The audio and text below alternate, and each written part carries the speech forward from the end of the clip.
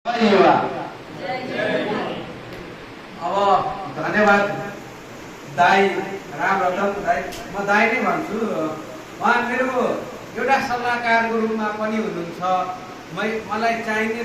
बेलाको उहाँ सल्लाहकार दिने हो, सल्लाह दिने हो, सुझाव दिने हो। र मलाई यो सबभन्दा पहिला म यस कार्यक्रमको आयोजक खेलकुद तथा समाज कल्याण मन्त्रालय, सहकार्य प्रदेश युवा सञ्जाल मध्य प्रदेश र समन्वय विधेय नगरपालिका तिनकोरियाले जुन मौका दिनुभयो कार्यक्रम गर्न, यस कार्यक्रमका नारा म फेरि पनि भन्न चाहन्छु। समृद्ध मध्य प्रदेशका लागि स्वस्थ, कर्मठ र उद्यमी युवा भन्ने मूल नाराका साथ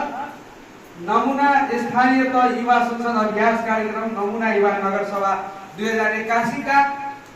विशेष अतिथि वडा नम्बर 5 का वडा अध्यक्ष तथा यसै विद्यालयका विद्यालय व्यवस्थापन समितिका अध्यक्ष राजेश श्याम सरज्यू, त्यसैगरी वडा सदस्य कासिम रायनज्यू, त्यसैगरी मित्र सर हाम्रो खेलकुद तथा समाज कल्याण मन्त्रालयका अरविन्द महतोज्यू लगायत यहाँ उपस्थित युवा साथीहरू र विशेष गरी मेयरजीको सल्लाहकार र सँगै